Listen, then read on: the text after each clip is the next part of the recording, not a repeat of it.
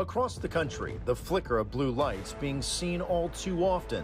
Federal agents and local police are quick to say gun violence is out of hand, but that's not all. I've never seen a drug this deadly. Jared Forget is the special agent in charge of the DEA's Washington, D.C. office.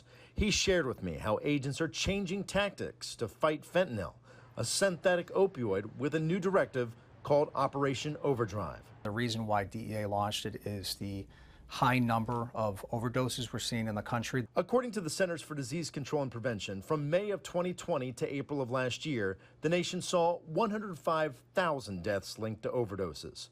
Among men ages 18 to 45, drug overdoses are the leading cause of death. But the surge of overdoses led the DEA to a surprising place. They started looking at gun crimes and the amount of violence happening in cities across the country. We looked at the areas, we looked at the data, we looked at where we're seeing the highest amount of violence, and then we also looked at the areas where we're seeing a lot of overdoses, and we mapped them together.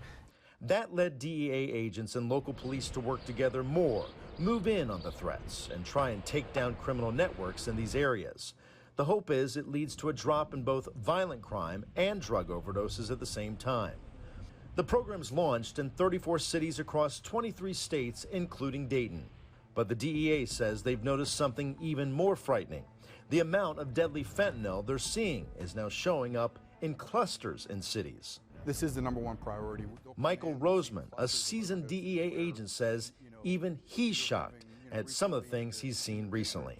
We had 14 people that went down on an overdose in a city block or, in several city blocks, and 9 people ended up dying. So it's almost like a mass casualty event or a mass shooting. DEA agents tell me this is just the first phase of Operation Overdrive. They say it will expand to more cities and eventually across the country. In Washington, Blair Miller, News Center 7.